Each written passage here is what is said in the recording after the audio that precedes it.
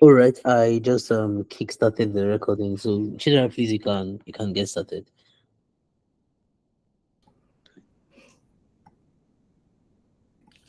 Okay. Good evening, everyone. I hope we had a wonderful weekend.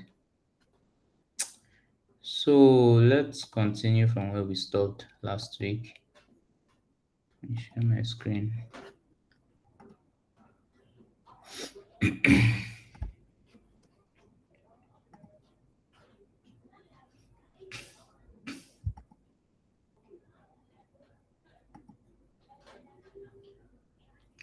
I believe you can all see my screen, right?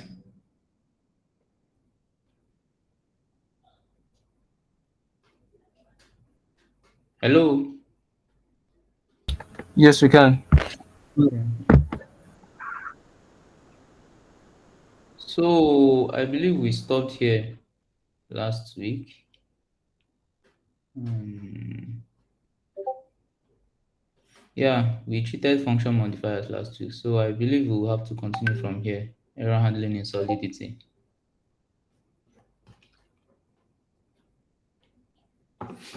All right.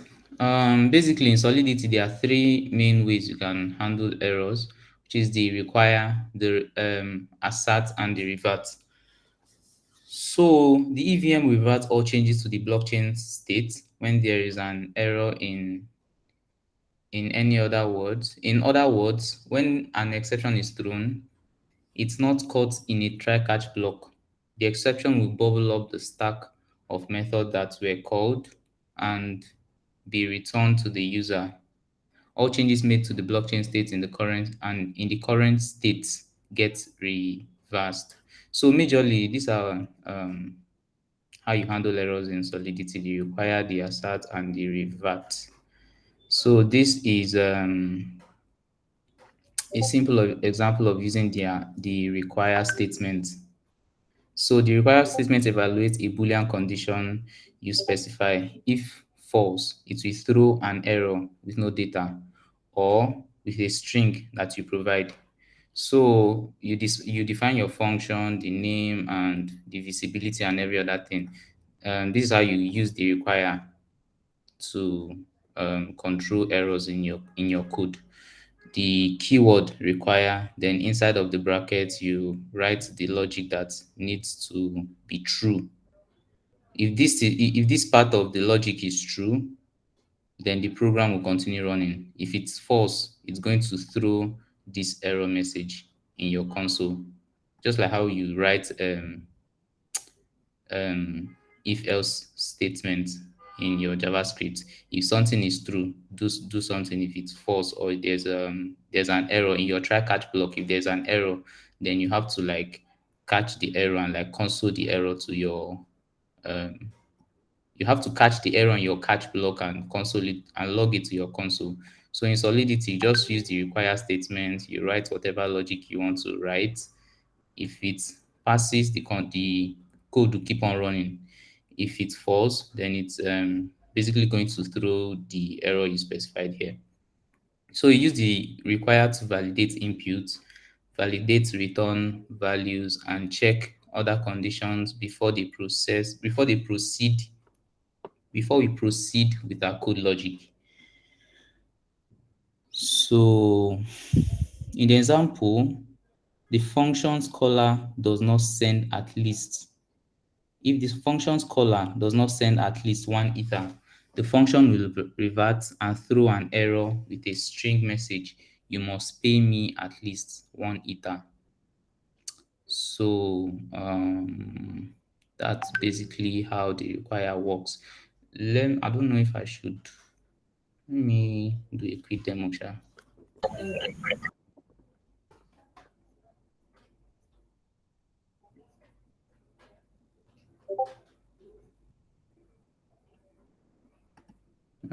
Courage.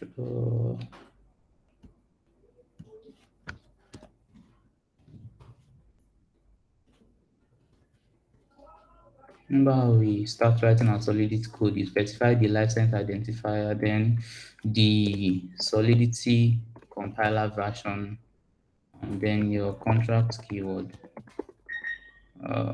This is the require one. Yeah.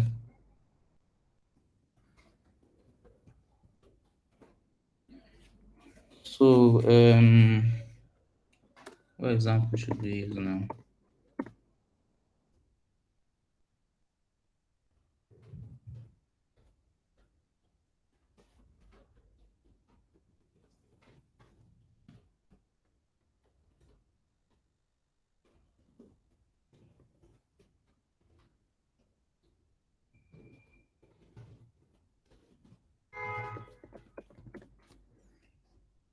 Um,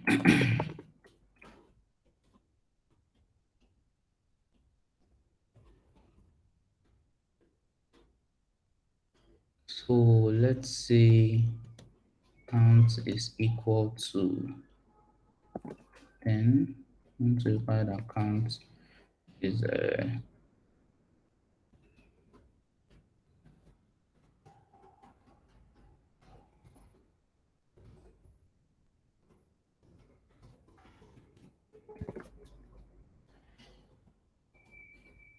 so this is a very very simple what's it saying?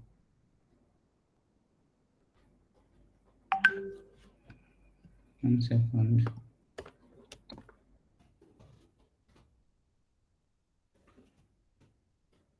So this is a very, very simple contract to just show you guys how we use the require, right, for validation of conditions and throwing errors. Um, I believe you already know how the whole contract keyword works. This is the state variable with the value count. Then this function is basically incrementing the count by one, like plus plus. And this requires statement just checking, like this needs to be true. If this part of the code is true, then it will move on to the next side of the code. If it's false, it's going to throw this error for me in the console. So let's compile. To compile, you can just do Control S. Then you go to your deployment tab. You select whichever address you want to use and deploy it. So let's just use the Remix VM for now. I don't have text any test if. Um, so you deploy the contract.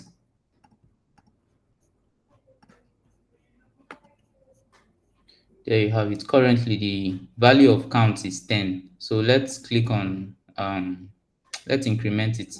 And now the value is 11, right?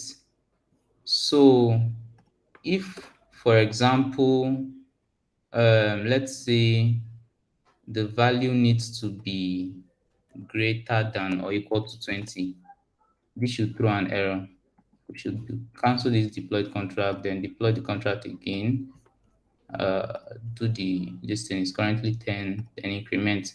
See that it's supposed to throw an error to the console. You can see the error here. So less than 10. I believe it's very simple to understand. So that's it about require. Let's move on to the next one.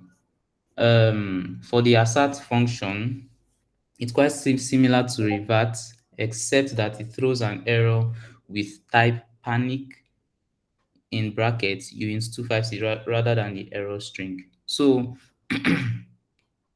the assert statement, it's somehow slightly similar to the require statement, but the only difference there is that this one returns you like this type of error instead of the string type of error that the revert returns to you. So this panic error, just like a whole bunch of error codes that is used in Solidity to understand the kind of error that your contract currently has, right? It's just like for some of us that are familiar with back end engineering, back end web 2 development, right? We normally have these what do they call it, service code, where you have the error code 404, 541, 500, and the rest of it. So through that code, you know exactly what's wrong with your back end application. So these are the codes that the assert is going to revert to you. And with the code, you can know whatever the problem is, and from there you find out how you can sort it out. So this is how you write the assert statement.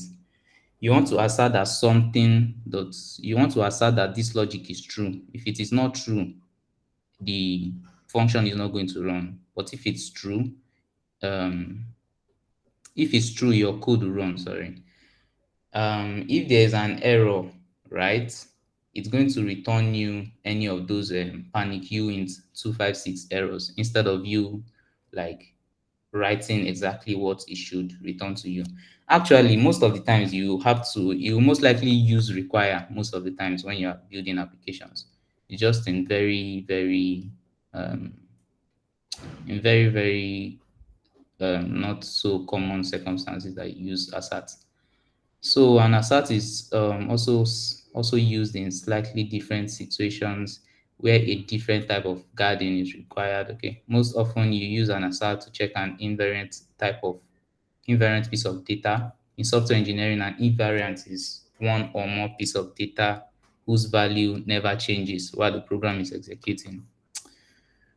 So that's it about assert. Which other stuff? Okay, in addition, you can throw custom defined errors when using revert. Using custom errors can often be cheaper in terms of gas used and are generally more informative from a code and error readability point of view. So this is the other way you can like control errors. For this one, you are specifically defining your own custom error. Then inside of your code block, inside of your logic block, you do your if else statement. Then if something is true, then if something is false, sorry, revert with this error. So you have the revert keyword, you have the name of the custom error you defined, right? You put it then inside of your parentheses, you fill in whatever information you have inside of here. You put it here, and that is what is going to be returned to your console. That's pretty much it about error handling. Then the inheritance side of, I think we handled inheritance the last time. Did we touch on inheritance?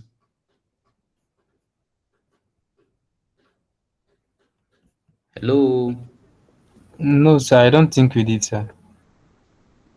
Oh, okay. Anyway, inheritance is a powerful concept in object-oriented programming. So we are not even going into object-oriented programming, but in Solidity, it allows developer to access, use, and modify the properties and functions of contracts that are inherited from. The contract that receives this inherited material is called the derived contract, child contract, or the subclass. The contract whose material is made available to one or more derived contracts is called the parent contract. So I believe we all understand the concept of inheritance. Basically, being able to inherit certain functionalities from modules in Web 2. I believe you call it modules, from libraries, all those kind of things. So it's basically the same thing here in Solidity. Look at this example. Here we have contract A, you have contract B. The contract A is your parent contract, while the contract B is the inheriting contract, which is like the child contract, right? In your contract A, you have this state variable called A name.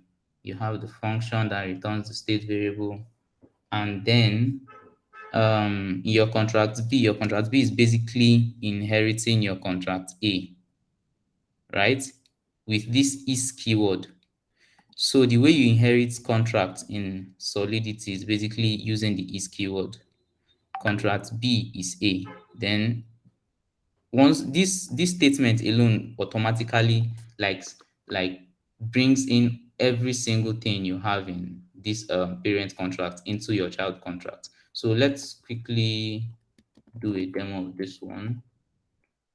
So we have one second. So this is the contract A, this is the contract B. Let's quickly deploy.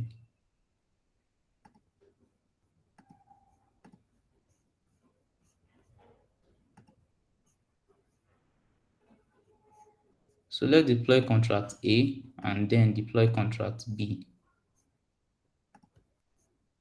This is your contract A, right? This is the state variable with the keyword of the visibility modifier of public, and this is the get name function. Now look closely in your contract B, right? It's inheriting contract A, and it only has the B name constant, the B name state variable which is a constant, right? You cannot change it. So if we should open the deployed contract of B, you see that automatically it has access to all the functionalities of A. You understand? So that's basically how inheritance works in Solidity. Pretty much the same way it works with other OOP languages. So here, if you click on A to return the A, if you click on get name, it will return A for you. Here, if you click on A, it still returns A. If you click on B, it returns the state variable for B. And if you click on the get name, which is the inherited functionality from the contract A, it should return A. You understand? So that's like basically how this works. Let's move on. Okay. I think we've already explained this part. Okay, so it's yeah. Then Solidity lets developers change how a function in a parent contract is implemented in the derived contract, modifying or replacing the functionality of inherited code is referred to as overriding. To understand it, let's explore what happens when contract B tries to implement its own get name function. Now we are modifying the code by adding get name to contract B. Make sure the function name and signature is identical to what it is in contract A. A child's contract implementation of logic in the get name function can be totally different from how it's done in the parent contract, as long as the function name and its signature are identical. So this is the concept of overriding certain functionalities when you are dealing with inheritance in Solidity. So let's say we want to write our own, want to like maybe write our own logic differently from what we have here in what we have here in this contract. So we'll need to use the overriding keyword, but as you can see, this is going to throw an error. Overriding function is missing override specifier here. Trying to override non-virtual function. Did you forget to add virtual? So basically, when you want to inherit a certain functionality from your parent contract, right? You have to make sure that, first of all, you have to make sure that the function signature is the same thing with your parent contract. I think, yeah, if in case you don't know what function signature is, it's more like I think it's the Kekak hash of the first 4 bytes of a function name and its parameters, right?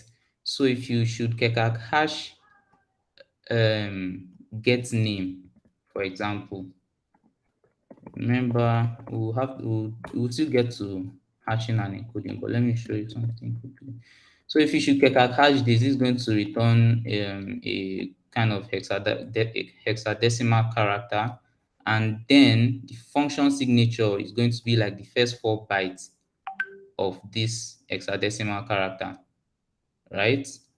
So this is the function signature for this particular function.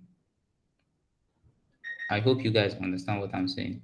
So in that way, it's like a way Solidity uses to keep track of every single function that is inside of the contract to make sure that it actually exists, or it actually matches with whatever you are trying to inherit or implement.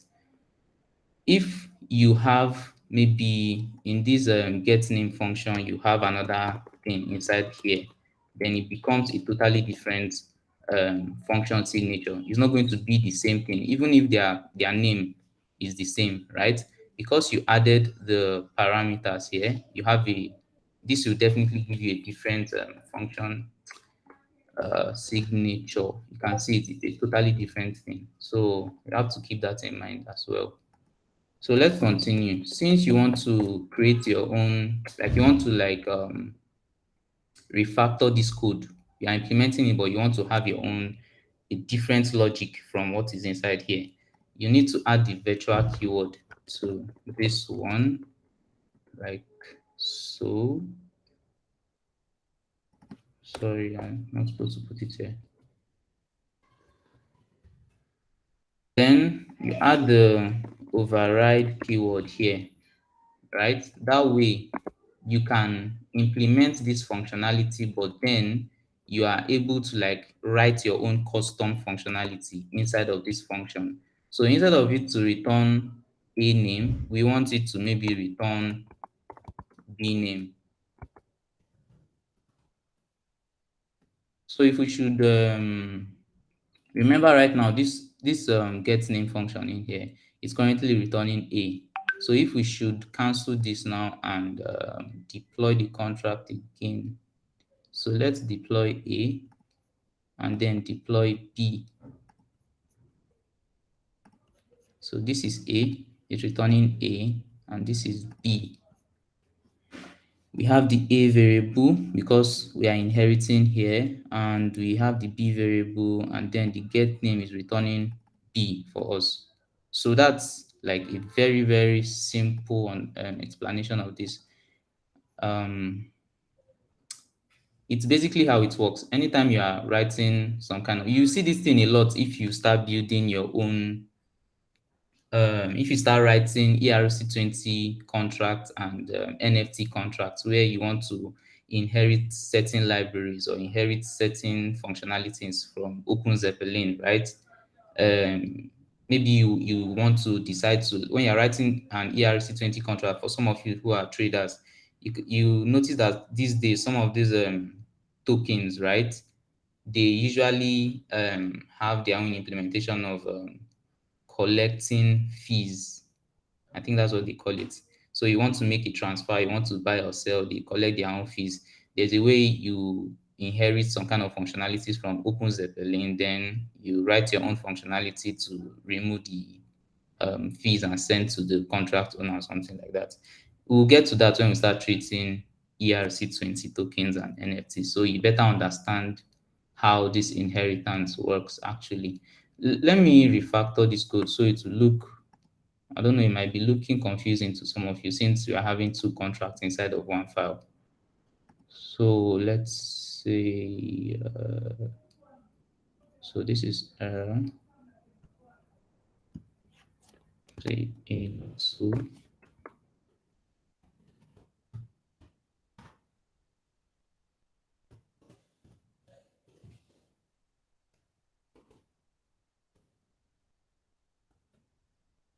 What's this? Okay.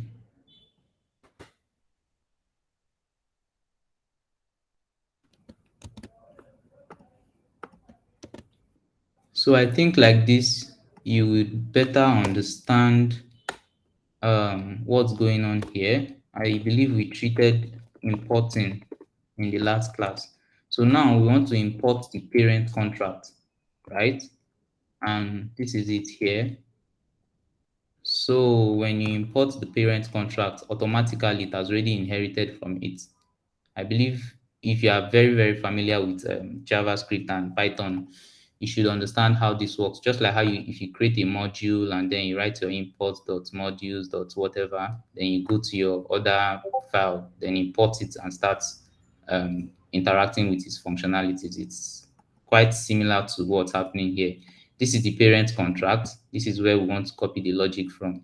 Then we are importing it into our own contract and we are using and manipulating its values. If we should save this now and deploy, it's still going to work.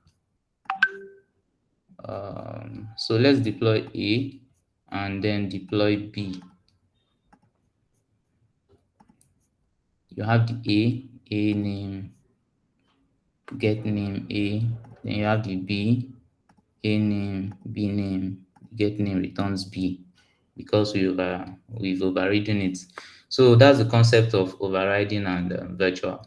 Um, so let's move on. We've already covered all this one. Uh, which other stuff again?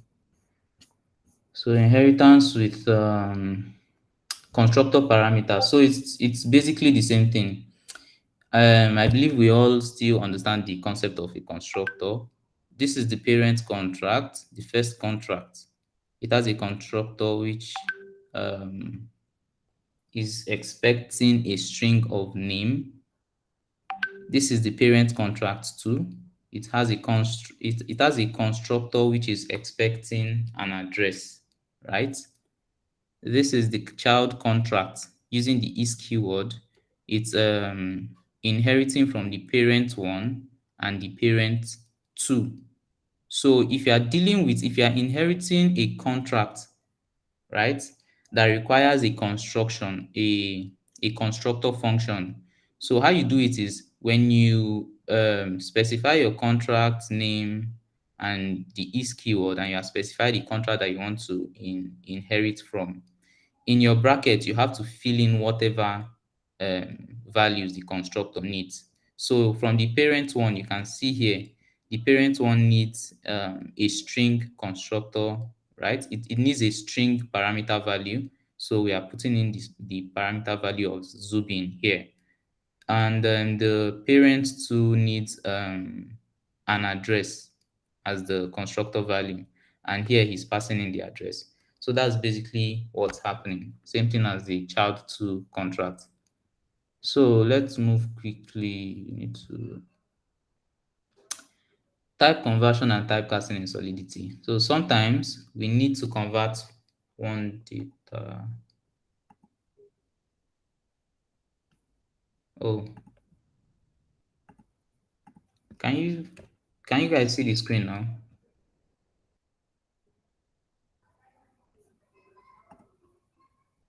Hello? Okay. Please, if I'm as I'm talking and you need to ask question or you need to contribute, just unmute your mic and ask, because I may not really hear the stuff. Okay, sometimes we need to convert one data type to another. When we do so, we need to be very careful when converting data and how the converted data is understood by the computer. As we saw in our discussion in untyped data, JavaScript can sometimes do strange things to data because it's dynamically typed, but that's also why it's useful to introduce the concept of typecasting and type conversions generally. Take the following JavaScript code. So you have a variable A, which is a string of 1, then you have another variable B, which is like adding this string of 1 to 9, which is going to give you a string of 19. Then if you check the type of, it's going to give you string, type of A, string, type of B, because with this you're already adding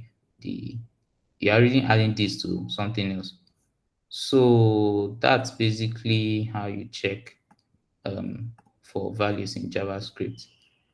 Then in Solidity, typecasting is permissible between some types and would look like this. So in Solidity, you have this, for example, this is a variable of a uint, variable of 2020. Then you have another byte 32 variable, which in this case, we are typecasting the A from a uint 256 to a byte 32 variable. So if you should check this, B now has the value of this, which is the byte 32, which is by 32 bits of data represented in 64 hexadecimal characters, where each character is 4 bits. So the whole point about typecasting is more like when you want to change from a particular data type to another data type.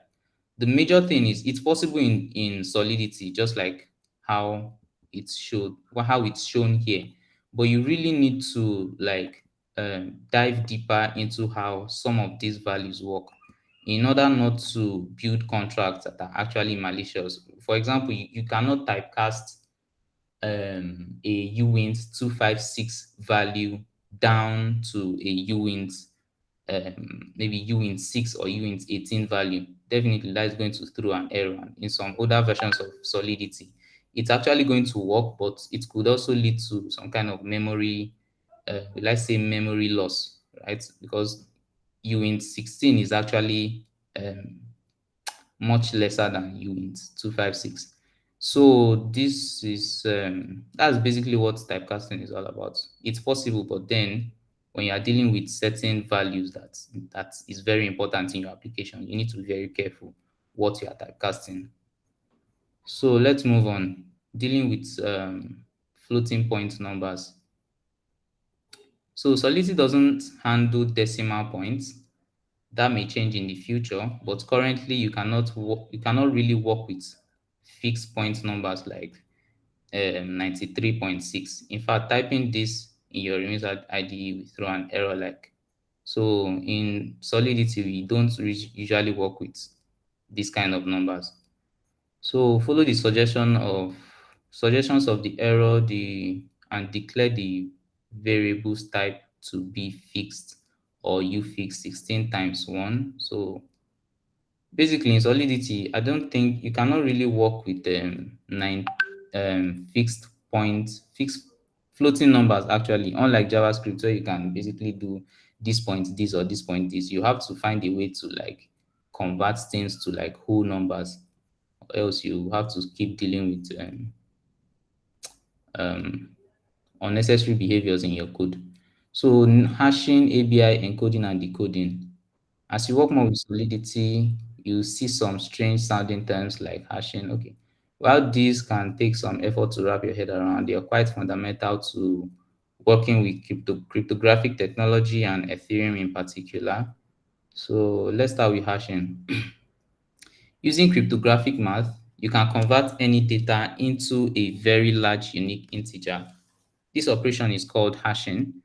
There are some key properties to hashing algorithms. So these are the major properties of hashing algorithms. They are deterministic. Identical inputs will always produce an identical output each time and every time. But the chance of producing the same output using different inputs is extremely unlikely. So they are deterministic in the sense that as long as you are putting the same input, it will always produce the same output for you. I believe many of us are familiar with hashing, especially the backend developers. But it is not possible to reverse engineer the inputs if you only have the output. It is a one-way process. So it is deterministic, it's a one-way process. You cannot like if you have the output, you cannot like reverse engineer to get the the inputs. The output size is fixed. The algorithm will produce fixed sized output for all inputs, regardless of the input size. In other words, the output of a hashing algorithm will always have a fixed number of bits, depending on the algorithm. So let me show you. I think it's at this side. Okay, yeah. So um, the first one is they said it's deterministic, right? Let's say I put in my name here. So this is the this is the Kekat hash of my name. This is the value it returns. So this value is inside of this value, you have my name. So it's deterministic. It's a one-way process. If I should only send this value to someone, there is no way they can actually like reverse engineer it to get at least computationally possible. There's no way you can reverse engineer just this value to get my name. And yeah, that's basically how it works. If I should add something else, the whole number keeps changing. As long as it's Stanley that I'm putting, it's always going to return this value. If I should remove it, this is what's an empty string. Then if I should put it back, it's still returning. If I should say Stanley again, it's still returning the same thing. One second. This is Stanley. This is the result. This is the result of Stanley. If I should, where is it again?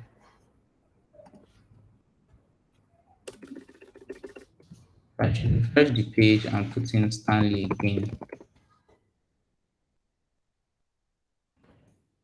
This is still the result.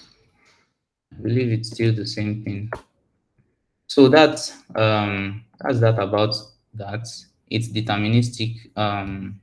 It's not possible to reverse engineer, and it's always the same length. If you check what I the two hexadecimal group of characters I sent you, see that they are both the same thing. There are many algorithms that are industry standard for hashing, but you likely see SHA-256. Okay, remember in Ethereum we mostly use, I think, Keccak 256. So that's it about that. Which other thing? In Solidity, comparing hashes is much more efficient than comparing in primitive data types. For example, comparing two strings is often done by comparing the hashes of their ABI encoded form. A common helper function to compare two strings in Solidity would look like. So whenever you want to compare strings in your Solidity code, right, this is exactly how you are going to do it. You first ABI encode it, then you Keccak hash it to give you a deterministic hexadecimal. So let's just see how this works quickly. Um,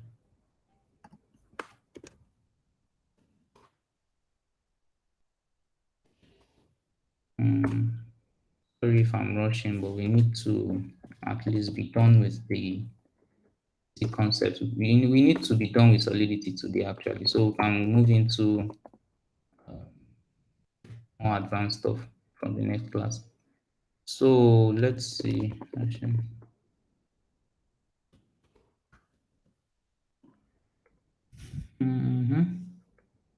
Okay, so we have a function called compare strings. It takes in a string of the first parameter is a string of str1, another string of str2. You have the visibility modifier, you have the pure function, you have the return. It's returning you a boolean, right? So let's deploy this and see what it's going to return. Basically, if since we are checking if this is equal to 2, it should return you a boolean. Let's 1 second. Okay.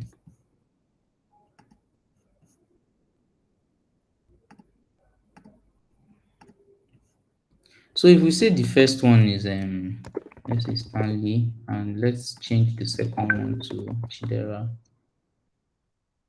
This is returning us false because the Keccak hash of this and this is giving us two different hexadecimal. Obviously, remember that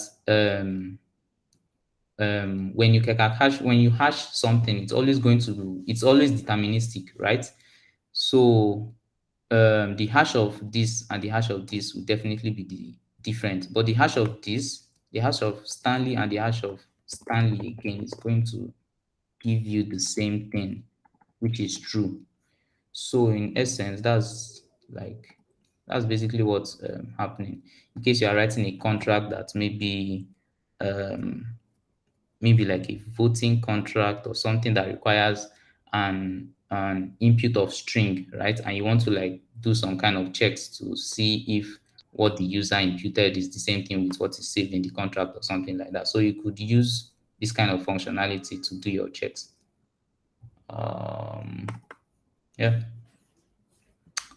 So let's see, that's this. So this one is all about, you can read more about the Solidity built-in methods provided by the Global Variables ABI. So you can read about the whole ABI encoding and decoding here.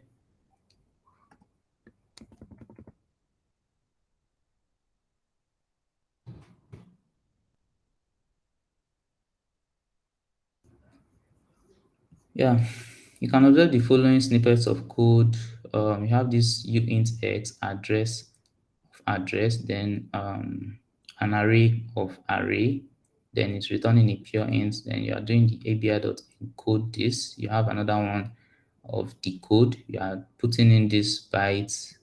You are putting in the bytes of whatever you that is returned here, and then this will basically return everything that you saved here. So that's the whole essence of hiding and retrieving information. Let me show you example.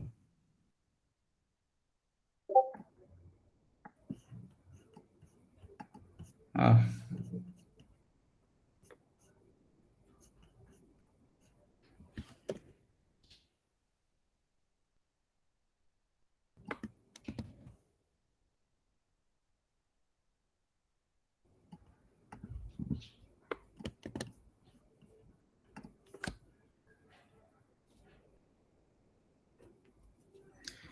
okay.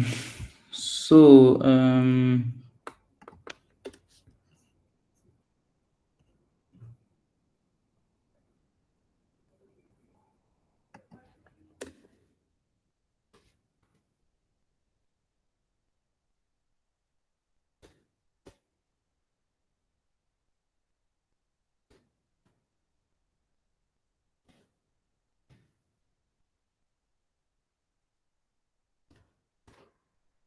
I'm trying to place these things well so we'll not confuse ourselves.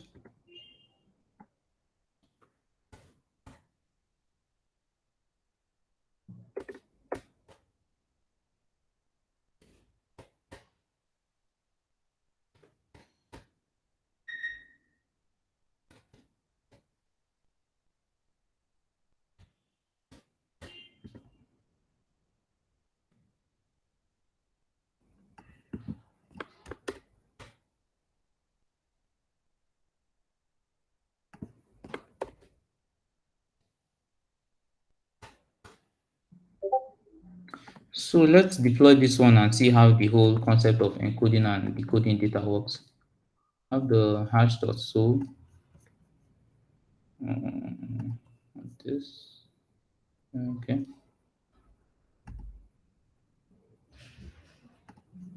So the first one is expecting a string, a uint, right? So let's put 20. The second one is expecting an address. Let's use the contract address. The third one is expecting an array of uints. So let's say 1, 2, 3, 4, 5, 6, 7, 8.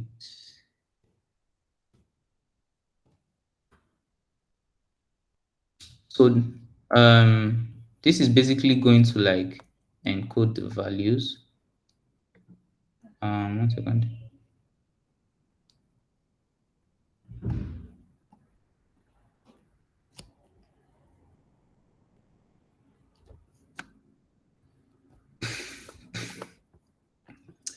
Okay, let me finish.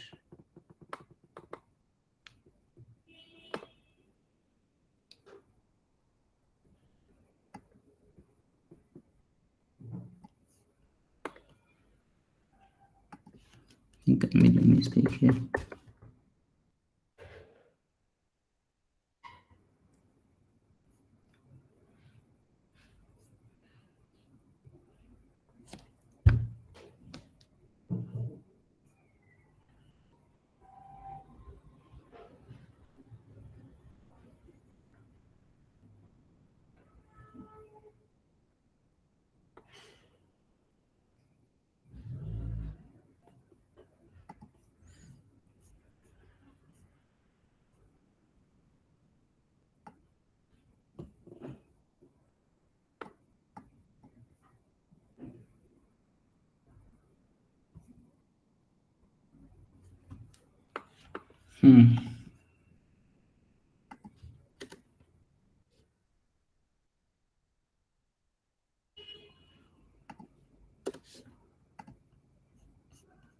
All right.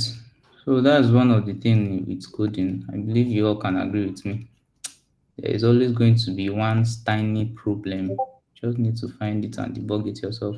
So this is the byte that is being returned to us when we encode this whole value using the ABI.encode. And if we should copy this value actually contains all the information we just encoded.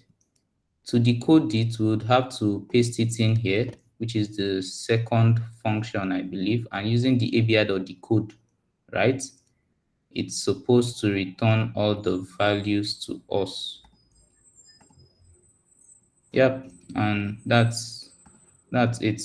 If you should compare, it's still the same thing. You have 20, you have the address, and you have the array of values. So this is important if you are building some kind of. Anyways, you just have to read through the Solidity docs to see in detail other ABI values that you have. But this is basically how you decode and encode data. So moving on. What is this? Okay. All right, so how to call contract and use the callback function. Depending on the design of the smart contract and the visibility specifiers present in it, the contract can be interacted with by other smart contracts or by externally owned accounts, which is your MetaMask wallet address. So calling from your wallet via Remix is an example of the latter, as it's using your MetaMask. You can also interact with smart contracts programmatically via libraries like Ethers.js and Web3.js, the Hard Hat and Truffle tools, chain, and so on.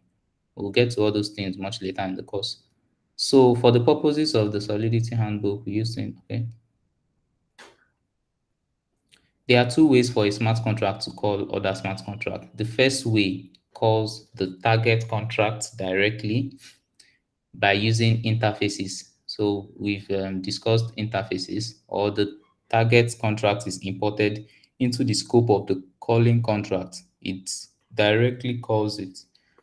So if you want to, as opposed to actually using your MetaMask wallet to interact with smart contracts on Etherscan, or maybe there's a UI, right? You can actually interact with smart contracts programmatically. Let me show you how this works. For example, if some of us that are into trading, right? You must have seen the last airdrop, the last Arbitrum airdrop, where users would have to interact with the claim functionality in their smart contract to claim your own token, right? So instead of having to using your MetaMask wallet and manually going to the smart contract interface on Etherscan and clicking on the claim button to claim, which actually like made a lot of people claim late and lost a lot of money. You could actually do it directly using an interface. So we spoke about interface in our last class, where you just basically define the functions that you want to use to interact with a particular contract. So it's just like giving it a skeleton of what functions you'd like to use. So this is the target contract, for example, right? In the target contract, we have the a uint variable here called count, and then we have this decrement functionality. Basically, it's decrementing the value of count here. Then this is our interface. We spoke about interface in our last class, and the only function that we want to interact with in this particular contract is the decrement functionality. Remember what I said about interfaces? All you need to do is just the function you want to interact with. Then you add your this external keyword. So um, contract inheriting from its child contract to be able to interact with it. If there's any other thing outside here, you add it. Like maybe there's supposed to be something that is supposed to be returned, right? You add it there. Then this is the contract that we are using now to call or interact with this particular contract. Inside of this contract, you have two functions. The first function is called decrement interface. You are passing in the address of the contract you want to interact with. Hello? You can hear you. Okay, okay. I hope you guys are following because it's quite everywhere. It's just too quiet. Yeah, we're with you. We're with you. So this is the call decrement interface, and inside of this function, you are passing in the address of the contract you want to hack, and the address of the yeah. You can also use it to hack. Um, that's basically what some of those hackers. This is how they usually hack smart contracts whenever they find vulnerabilities. We'll get to that much later in the course. So you pass the address of the contract. Um, Remember how we talked about um, importing, right? When you import, you have the value of whatever whatever contract you want to import. This is the name. So you can use that name now to create this variable, right? And then you typecast. You are typecasting this address to be a contract address. And then using this automatically, we already this line of code automatically gets us like gets a hold of that contract, and then you can use this dot keyword to start interacting with various functions. For example, we are using the in this place we are using the interface. So the only function that we specified in the interface is the decrement. So we are calling this decrement on that interface, which is actually calling it on the contract for us. Then the other way to interact with another contract is just like to interact with it directly. So here, remember, we are inheriting that contract. So we are using the value here and typecasting immediately. Like we are using it as a kind of data type here, input parameter. Then we are using the dot keyword to start looking for functions. If there are multiple functions, once you click on the dot keyword, you see all the functions complete. Then we want to interact with the decrement functionality in here. So this is our contract that we're using to interact. This should actually help us interact with this particular functionality and decrement this value. So if we should save the compile the contract, go to deploy, we have you cannot deploy interfaces, so you have to deploy the target first to get its address, because it is the address that we will need to typecast. So you deploy the target contract, which is this first contract. Then you are deploying the second contract, which is the target caller, this one. So you deploy it. Now, if you look at the target contract, please can you mute your mic?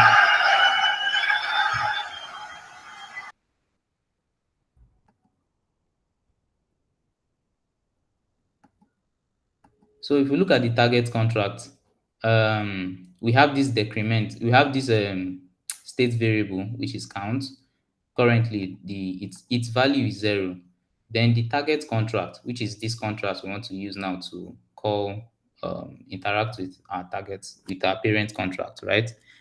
We have these two functionalities, two different ways of interacting with this particular contract. The first one is using the interacting with it directly, and the second one is interacting with it through the interface, which we have here, right? So all it needs is the address of the target contract, and this is the address of the target contract. You put the address in here, and then we remember um we are calling once you interact with this function. Now at the end of the day, you are calling the decrement functionality in the parent contract, right? So this should decrement the value of count in that same parent contract. So once you click on transact, if you check the value of count, it should be -1. You guys understand what happened right now, right? Hello. Yes, partially, yes. Okay. So the other way to go about it is using interacting with the contract directly, right? When you have all the whole functionalities that you want to do, then you just typecast and interact with the address directly. And if you click on transact, it will still do the same thing and decrement and call that decrement functionality. So that's basically how you use a contract to attack or interact with another contract. In the real world, basically you will want to use an interface because that's basically how it works. That's primarily how things work if you are developing. Most of the times we use an interface. So again, let me separate all of these contracts so it will be easier for us to see what's going on. So we have the target dot sol.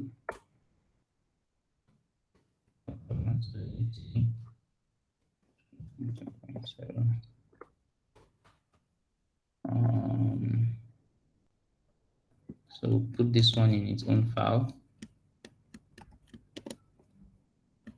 right? And then you want to also put the interface in its own file, I believe.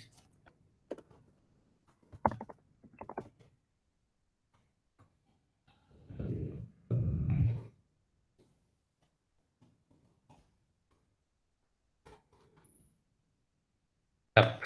So that's basically it. This is the target contract.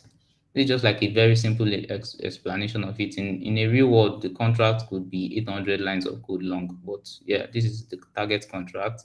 This is the interface. Also, in the real world, you have many other functions that you'd like to interact with. So, in your contract, in the contract that you want to use and start interacting with that main contract, you'd have to import the interface, right? So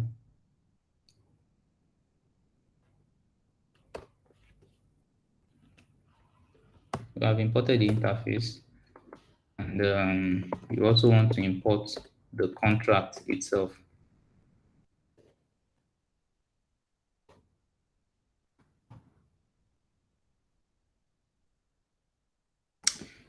So remember when we treated importing, when you import a particular file, right, you now have access to all its functionalities. So this one now, you have access to the iTarget here, and you can use the iTarget as a variable, right? And then you can just specify the variable here. So in this line of code, you are basically, when you put the address of the target contract, you are typecasting it already, saving it to this variable, and then using this variable to call the decrement functionality which you have in your interface. And if you deploy this, it's still going to work. I believe I'm just separating the files so it will be much easier for you guys to understand what is actually going on. So let's deploy again and test it out. So we are deploying the target contract first, and then we are deploying the caller, the contract caller. So this is the target. Currently, the count is 0. This is the caller contract, and if we are decrementing by the interface, all we need to do is just to copy the address, paste it there, and interact with it. You see that the value has been reduced. If we interact with it again, the value will continue reducing to infinity. So that's an amazing way to interact with contracts. A lot of people, especially those who are technically inclined in terms of Solidity and smart contract development, this is basically how they do those airdrop claiming when many other people will be um, struggling with a MetaMask network. All they just need to do is to use their bot or just write a contract that will interact with the other contract. So the second way to do this is by using the low-level call syntax that Solidity provides. You use this when you also want to send some ether to the target contract. So we'll talk about the call in the next session. So another way you can also interact with with a contract aside the using an interface is by using the call keyword. So let's see how this works here.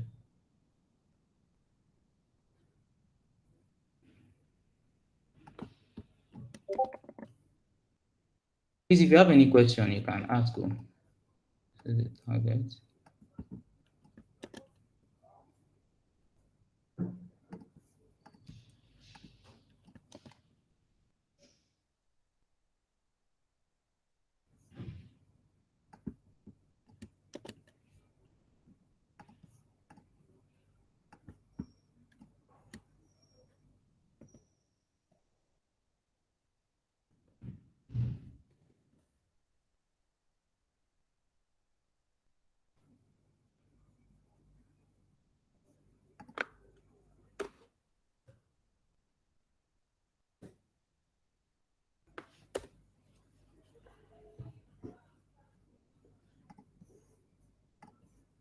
So we're using the low level call for this one now, and can't take out this.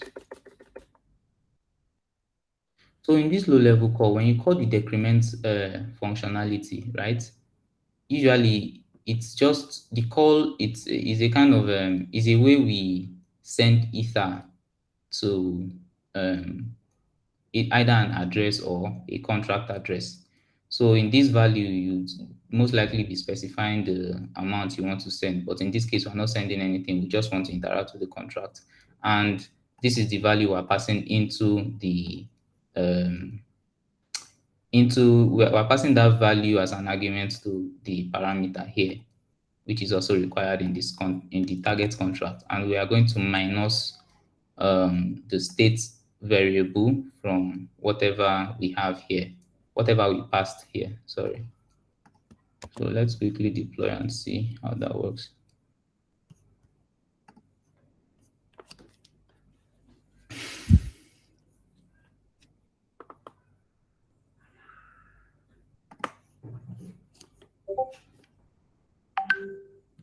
Yeah, so this is the method, the amount to send, and the expected argument.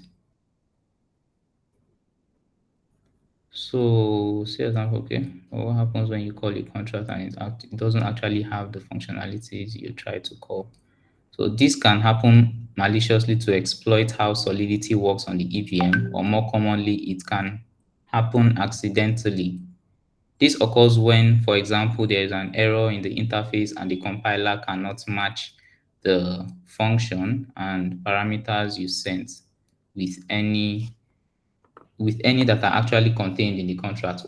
What happens then? For this situation, many contracts employ a special function called the fallback function. The function looks like a normal function, but it doesn't need the function keyword. If you want it to also handle situations where your contract is sent some ether, you must also mark it as payable. But this is not recommended. This is not a recommended way to enable your contract to receive payments. Let's take a look by repurposing our previous target, iTarget, and target caller and adding a fallback function as follows. So if you want your contract to be receiving ether, you have to add the fallback function. So let's add it to the target contract first. We should. Okay, let's complete it.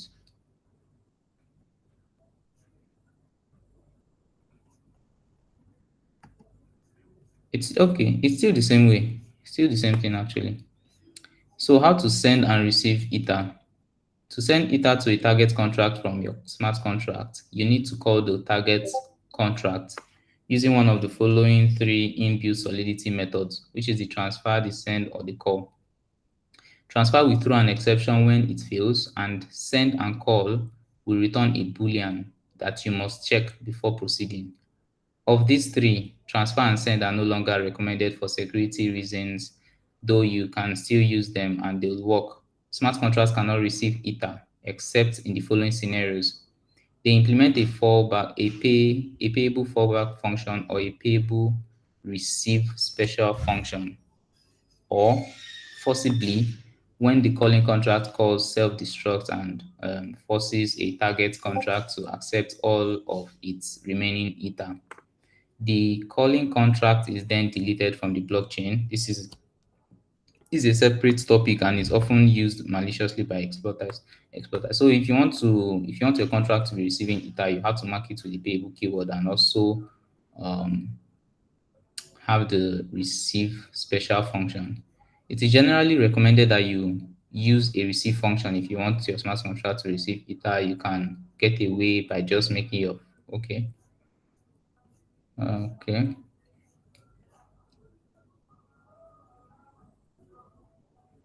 So going back to the previous function, you can see they've added the fallback function and they've added the keyword. Basically, what this two function does is that it enables your contract to receive ether. The receive function primarily is the one responsible for receiving ether. Then the fallback function is more like it also helps you receive ether to your contract, but at the same time, you can easily send data along with that call. But usually it's safer to use the receive function. So I mean, you don't trust the data that people are going to be sending to your contract. It could be malicious. That is why in most cases they will advise to use the receive keyword. We already saw how call fallback will change the count value in targets. But if we deploy a fresh instance of target, we can now send 10 way and okay. So let's see how this works then.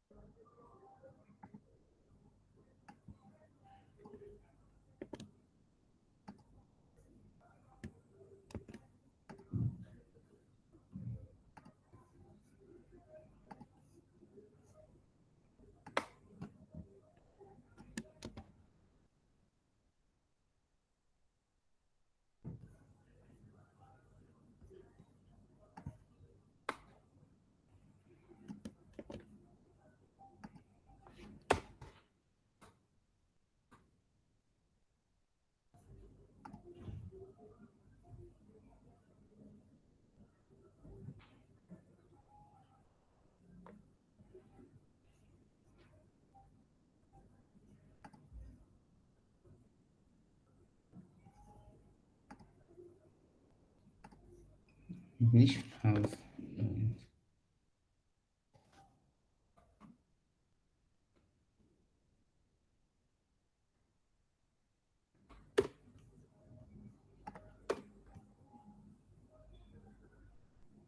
so here we're importing the library, the interface as usual, and then we are calling a non-existent function.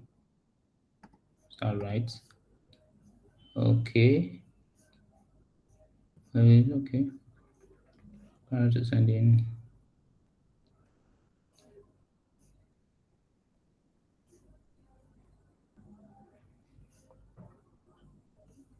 Okay, let's deploy it and test it out.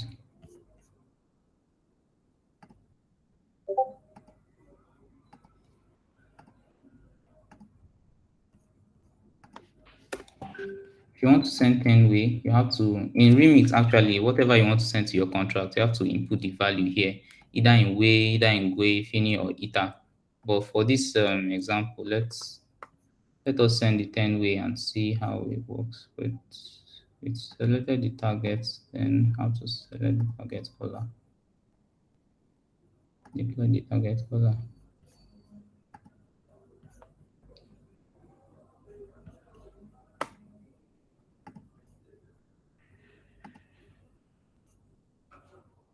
I don't think we saved this thing. 1 second.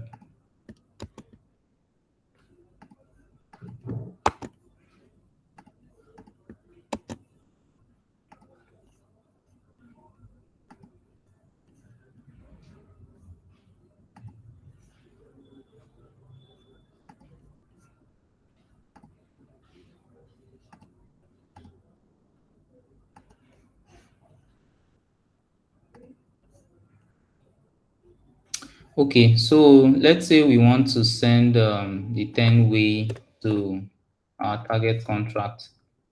All we need to do is just to use the transact, and you can see the money is sent to the contract, all because we have the this fallback and receive functionalities.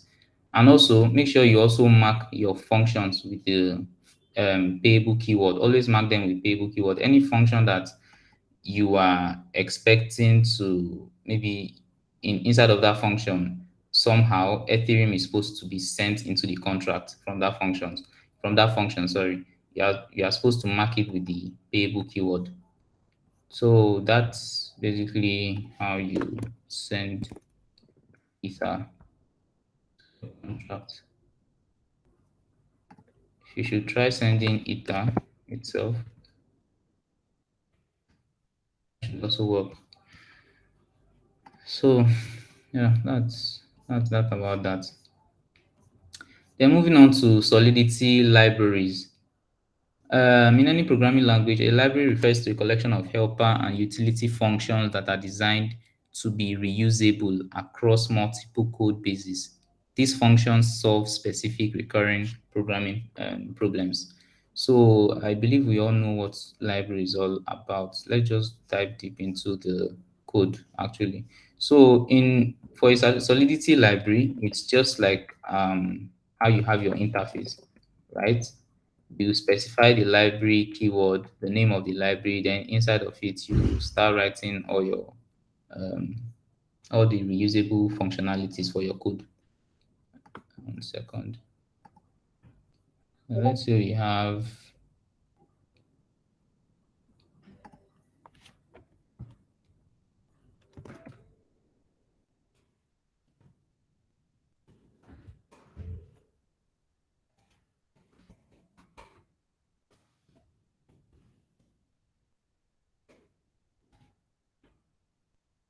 so basically this library, it's just a very simple implementation of a multiplication and addition functionalities. You have a state variable which is a constant. In the apply factor, basically this functionality is multiplying whatever you pass into here with the state variable. And the add functionality is basically adding to your two parameters. Okay, then to use this, let's try and use it in this is contract. Mhm.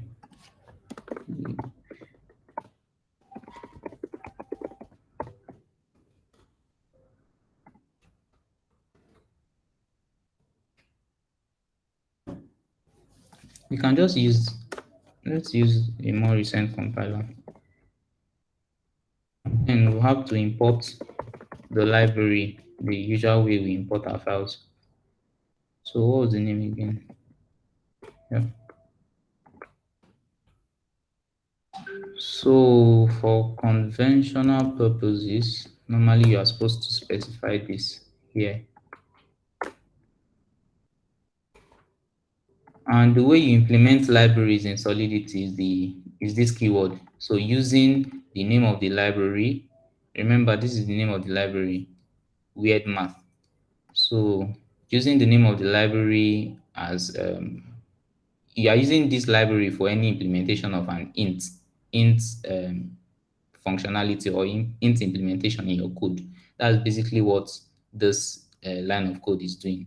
So you can use this code now to start doing some kind of multiplication, addition, or anything. So as well, the same way you write libraries for different functionalities in your Web2 applications is exactly what's happening here too. Here, we want to multiply with factor, int num, right? Public pure returns. Then I think we've not talked about this pure keyword. So if you this pure keyword basically it's usually used when you are doing some kind of calculation that does not in any way interact with the state. It does not modify the state. It does not even read from the state, right? You are just doing some kind of calculation inside of your function, then you have to just use the pure keyword. But if you should use the view keyword, the the the view keyword is mostly used whenever you want to read data from the state, right? If you want to read data from your state variable, then you use the view keyword as opposed to the pure keyword. Remember, the pure and the view, they do not modify states. The view only helps you read data from the state variable, while the pure does not read, it does not modify. It just helps you like run some kind of calculation or return values. So that's that about that. And this one we are basically adding two values. And this is how you are using it. You pass in the norm you want. You use um your library word math dot. We want to apply factor norm. Basically, we want to multiply what we have here with the constant variable which was defined in the library here. So this self is multiplying it by is being multiplied by by the constant variable we have in the library. You understand? This is just its own implementation. You can basically write anything in your library and use it in your own code. I'm just explaining what the author is using, how it's being implemented. So we are calling this apply factor, and the apply factor takes a parameter, and the parameter is it's whatever we specify here, and then it's being multiplied with that 100 constant variable there. Then the second one is adding two norms. We have two parameters of integers, num1 and num2, and then we are calling the num1 dot add. Basically, we are adding two integers, just like how we have here. So let's I think let's deploy this and check.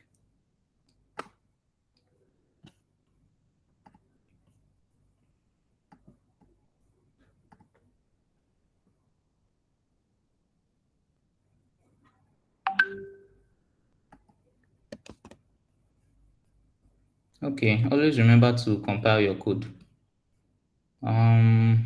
So we want to deploy the lib implementation. And then we want to use the add two norms to add, say, 20 and 30. It should give us 50. Then we want to try to multiply maybe 2. Remember, this is multiplying by that constant variable in the library. So when you multiply it, 100 by 2 is already 200. So that's basically how things work. It's just like that's how libraries work. Just defining your own functionalities elsewhere and implementing it in your contract. Because if you are hard coding the whole functionalities here from this place to your own contract, I believe it's going to be bulky and very difficult to debug and all that. I believe that's one of the reasons you have to use solid. That's one of the reasons you have to use library. Sorry. So yep, that's all. That about that. Then events and logs in Solidity. So smart contracts can emit events. Event contains pieces of data that you, the developer, specify.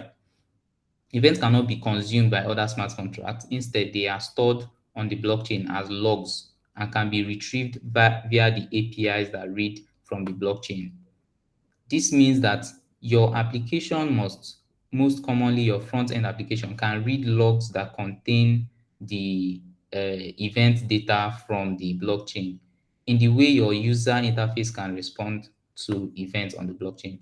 This is how application user interfaces are updated to respond to on-chain events. Since these logs on the blockchain can be queried, logs are a cheap form of storage, as discussed previously in the discussion of storage areas. So events emitted by a smart contract can be inspected using the relevant blockchain explorer, because everything on the public blockchain is publicly viewable. But if the smart contract bytecode has not been verified, the event data may not be human readable. It will be encoded. the event of verified smart contracts will be human readable. So we'll talk about verifying smart contracts when we get to the hard hat class. So basically, event is a way you like log certain activities of your smart contract so that indexers or maybe APIs can query those data and use it to build out, probably building out dashboards or building out analytic tools, or just creating some kind of notifications, or making your front end to be a lot more interactive. If you've used Uniswap, right? Whenever you swap any token on Uniswap, at some point after a while, it's going to tell you that transaction is successful. Then it will now show you that you transferred these assets to these assets at this particular period of time. That is an example of an event. It was basically gotten from the blockchain activities and pushed to the front end.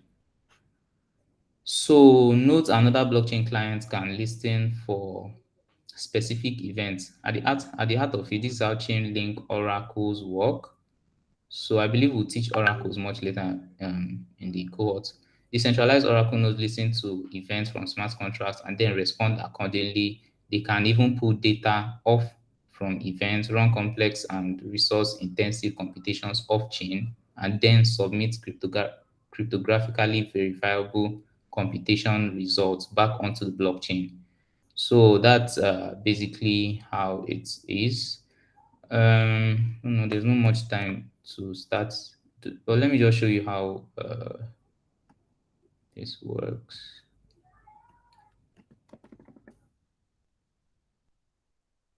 Let's quickly do this last exercise. It's almost time, I believe.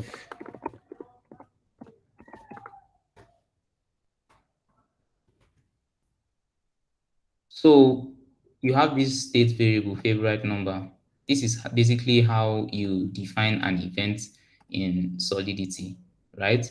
You with the event keyword, the name of the event, then you have your uint 256 indexed, the old number, whichever parameters you want to pass into this is okay. But usually, I think there are up to 3 parameters that are allowed. So this indexed keyword, right? This indexed keyword is mainly used to index certain parameters. These are the main parameters that are, I mean, like you want them to appear more in the blockchain, something like that, actually. So, what was I even saying? Yeah, that's how you specify indexes.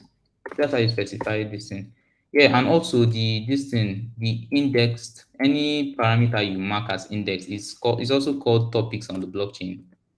So we'll get to that 1 second. Let's quickly see how this works. Let me show you how it works actually.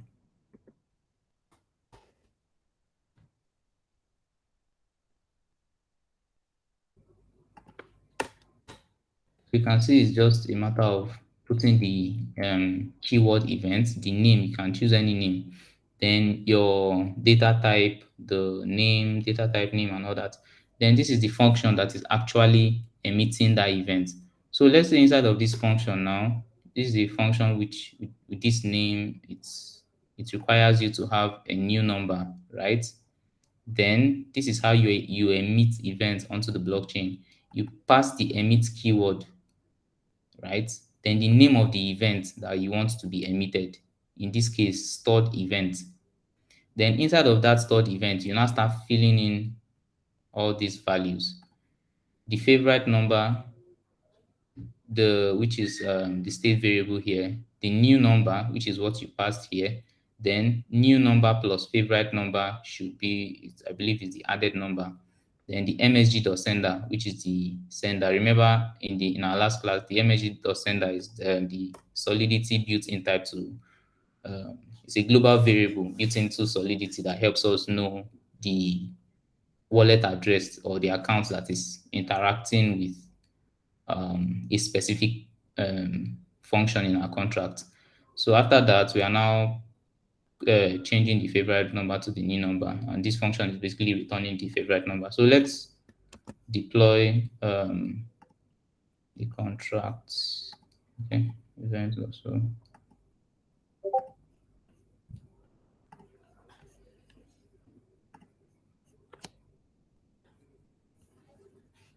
So currently, if we click on the retrieve keyword, it's going to give us 0. And let's try and store a new number to the contract. Let me say 20. If we should interact with it, this is where the events come in. If you open the transactions tab, right, and you should see the events somewhere here. So this is it. You have the old number, the new number, you have the added number, and then the sender address. So these are, you can see it here, events, and then the arguments inside of the events. So that's basically everything about events. Let's carry on actually. So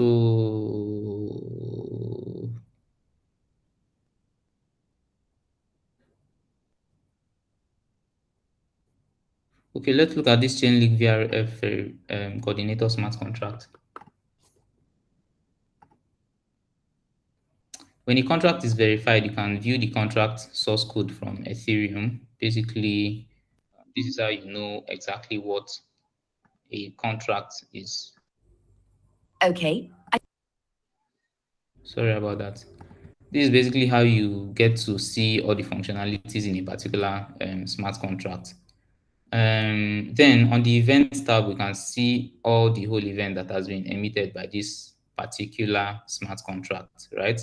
You can see the random field, random words field events, random words requested, random words field. But this is basically all the events that has been emitted from the contract so far. You can see an indexed topic of request ID, output seed, payments, then pool of success.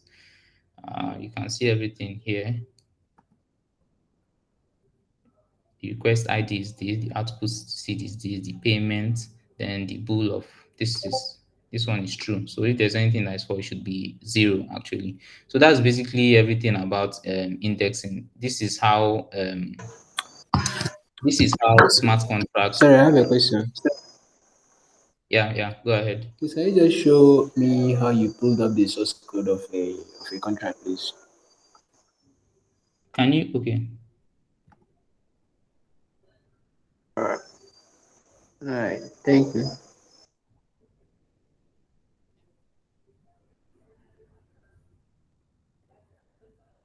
So what's the question? No, what I've seen it. I've seen it. Thank you. Okay.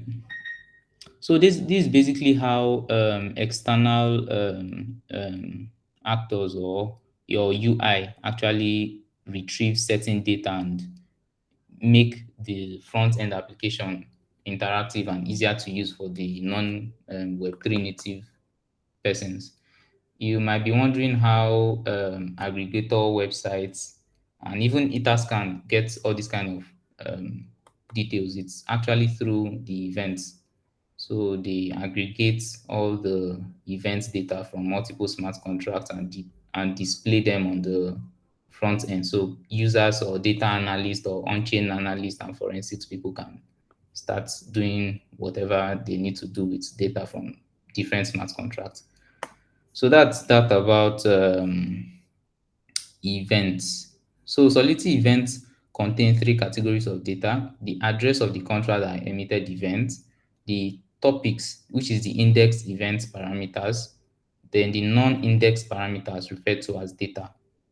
So and this is how you view events on this thing on your Remix IDE.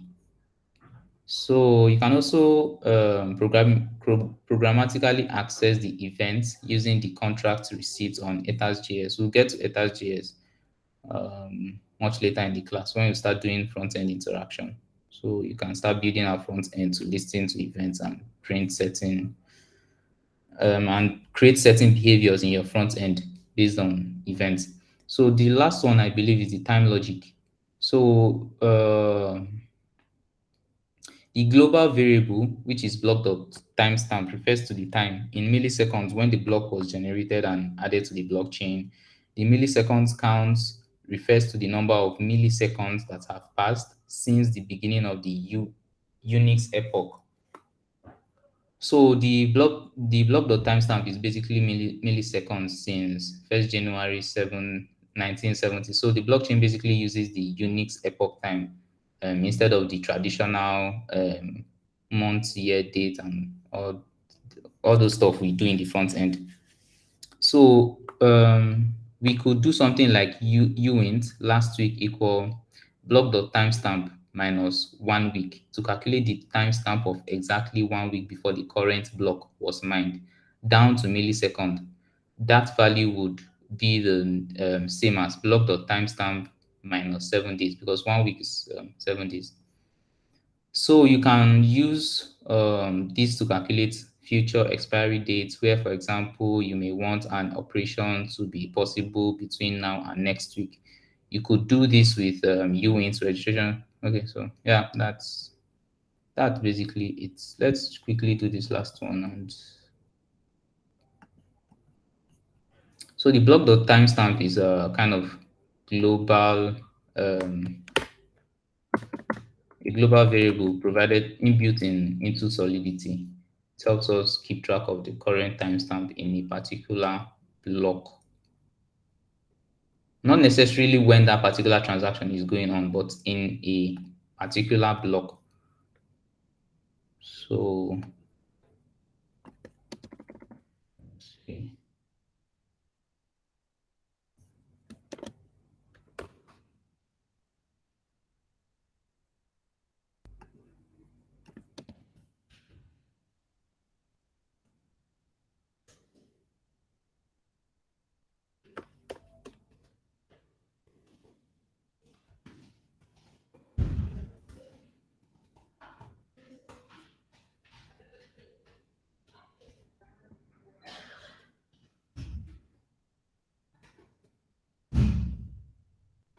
Okay, so let's say we have an array of um we have an array of addresses called routers.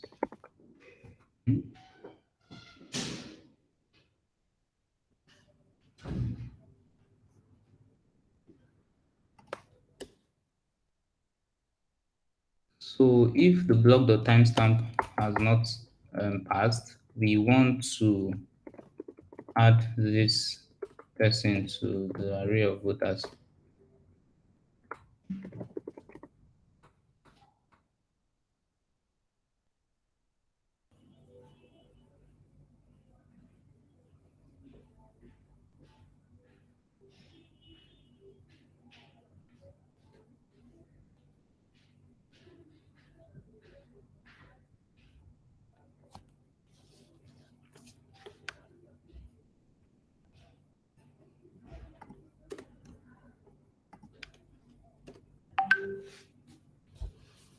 Hmm.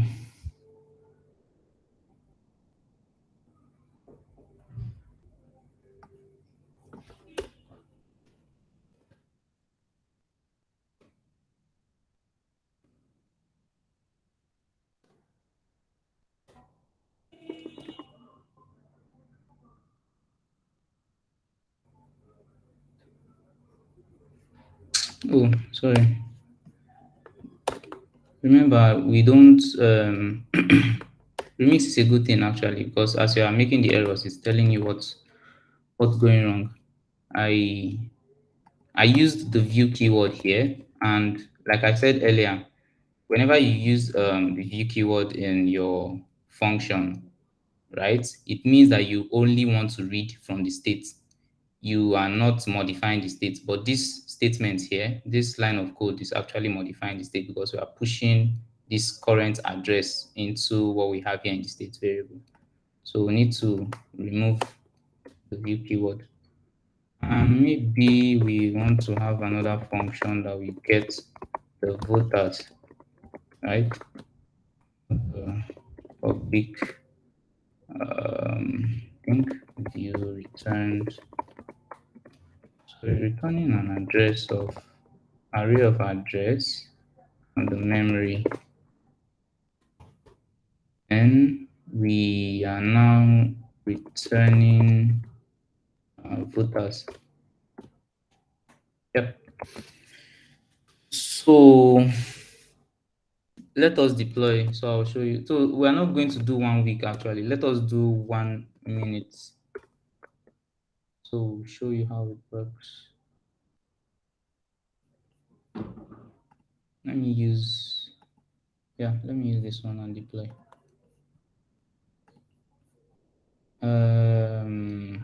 Currently there's no voter, and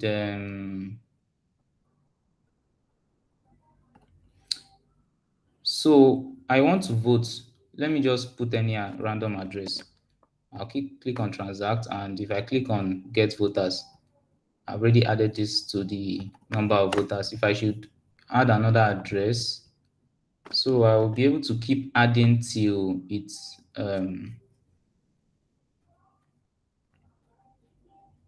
I'll be able to keep adding till this line becomes falsy in value. I believe we all know about truthy and falsy. So let's continue adding. So now we've added 3 addresses. We should change to maybe this one and add this one. It still works. Get voters, and this one is being added.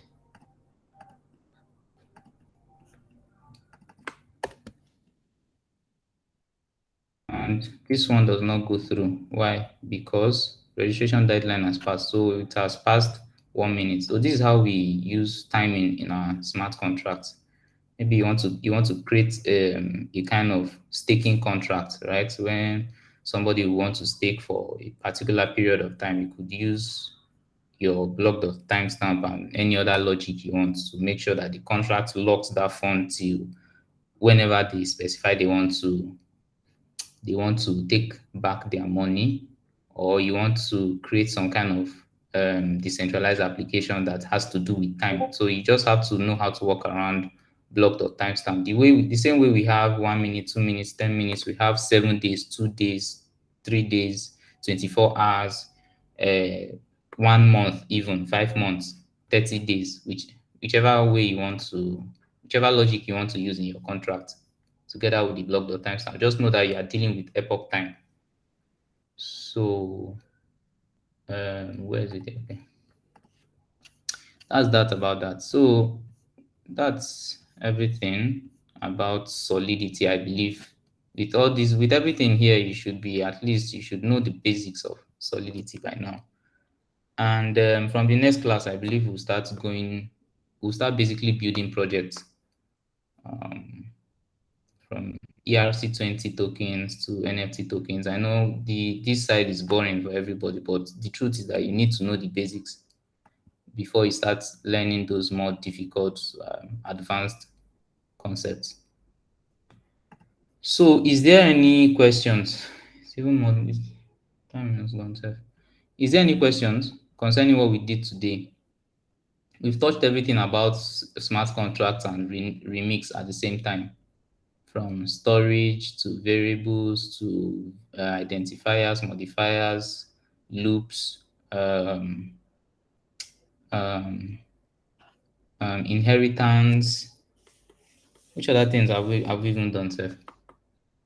Yeah, the whole thing about struct, the whole thing about mappings, the whole thing about using the return keyword, public visibility modifiers, data types, difference between memory, storage, call data. I don't think there's any other thing that's in Solidity actually. Let's scroll up 1 second.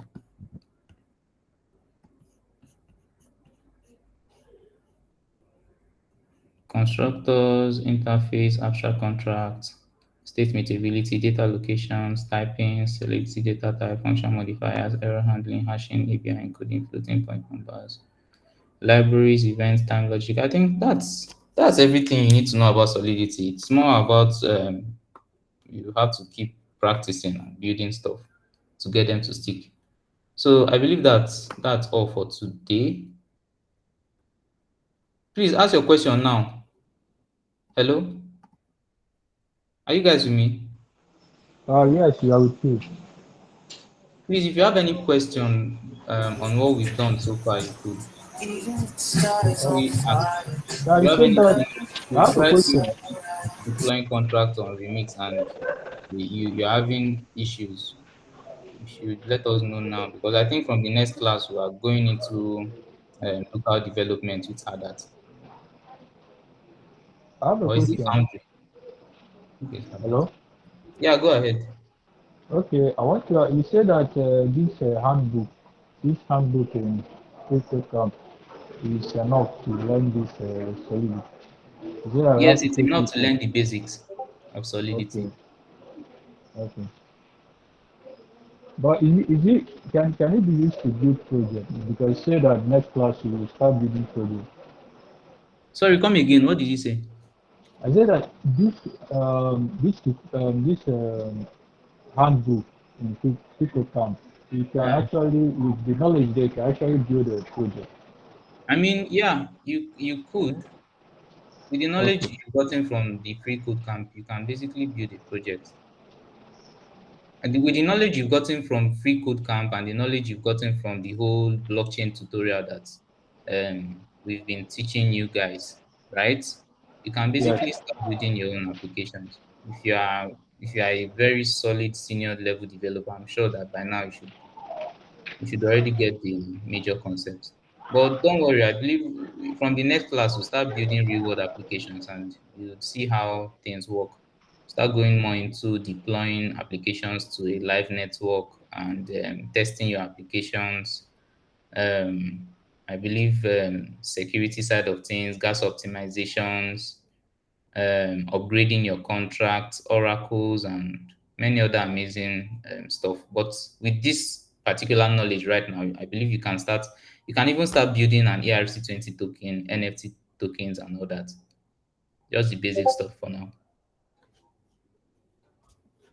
So if you have any questions from what I've taught you so far, just ask. I think we'll be taking a class work. Hello, Darlington, are you here? Country cousin, are you here?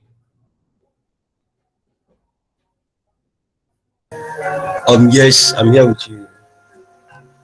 Okay. I think we'll be taking a classwork for this particular class. Yes, yes. Are we supposed to release it like after the class to submit it Sorry. right now? Or Homework, not now, not now. Homework. okay, okay. So I'll have to do the questions and send to the group. Yes, Since we are done yes. with we are done with The the introductory fundamentals. stuff. Yeah, yeah. Yeah, So yeah. I'll probably ask anything, maybe build your own smart contract and submit your contract or something. I believe I covered submitting like in the remix in our introduction to remix our first class. I believe I covered deploying to a live network when you are using your injected Web3. Let's say, for example, we want to deploy this one. Okay, not this one.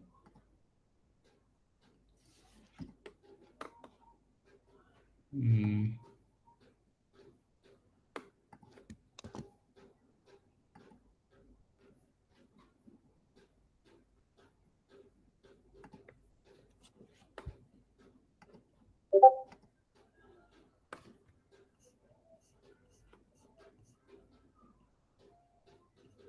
Don't know if I'll go early here. Okay.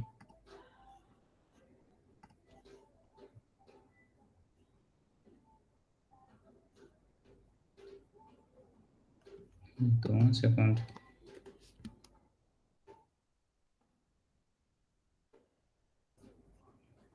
Let me reload. But if you want to deploy to a live network, instead of using the traditional, yeah, you can ask a question. Unmute and ask. Okay, good evening. So, my question is, the test it we are using, are we using Sapolia it or Gorilla? I mean, Grolly it. So you are using, I believe Sepolia is better right now, because if you want to request for Guali ETH, they would require you to have some ETH on mainnet. So it will be working with Sepolia, I believe. If you go to this website, is it? I don't really remember what. Okay, thank you. Thank you. So you can get your Sepolia faucet from this website.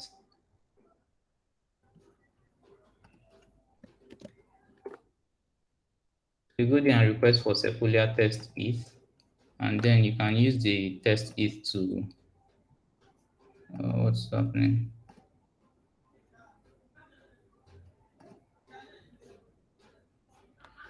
So this is basically how it's done. When you are deploying on a live network, I use Guali here, but it's still the same thing. You can still use Sepolia, and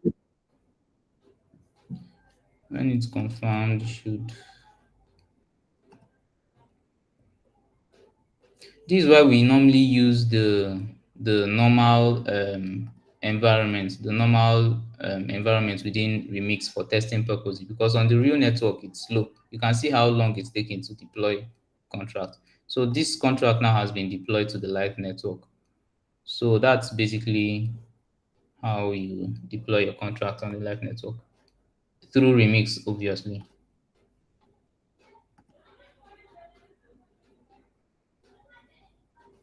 Okay, I'll share it. So thank you everyone for coming. I'll be sending the questions, or Darlington will be sending the questions rather to the group, and he will let you know when you submit the assignments. If there's no question, then I will have to call it a day.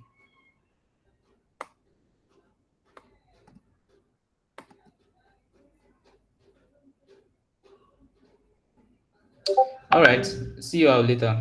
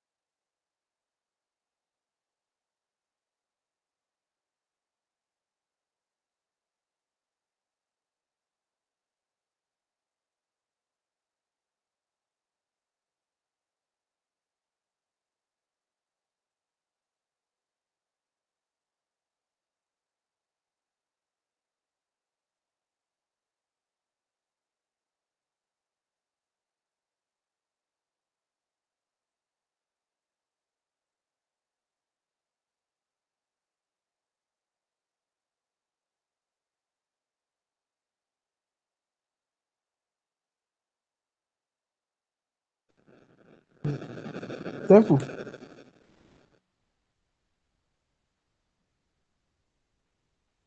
Temple.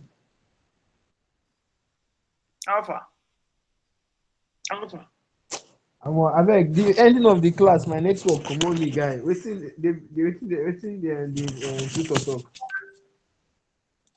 They say they for go the drop. ending?